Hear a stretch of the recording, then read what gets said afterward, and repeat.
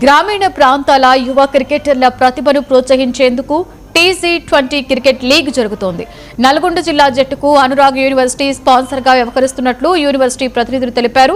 గత 2 దశాబ్దాలుగా నల్గొండ జిల్లాతో తమకు అనుబంధం ఉందని, యువతకు అవకాశాలు కల్పించాలనే ఉద్దేశంతో ఈ నిర్ణయం తీసుకున్నట్లు పేర్కొన్నారు.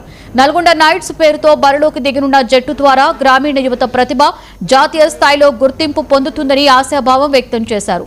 ఈ అవకాశాన్ని జిల్లా యువ క్రీడాకారులు సద్వినియోగం చేసుకోవాలని కోరారు.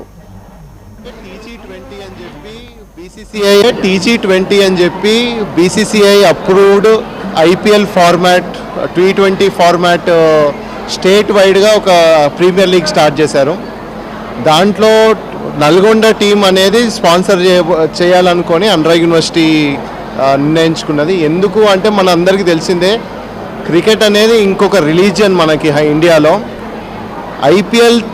IPL వచ్చిన తర్వాత లాస్ట్ 15 ఏళ్లలో మనకి ఆపర్చునిటీస్ ప్రతి ఒక్క ప్లేయర్కి బాగా వచ్చినాయి. చాలామంది players district level, state level నుంచి IPL టీం నుంచి ఇండియన్ నేషనల్ టీంకి వెళ్ళడం జరిగింది.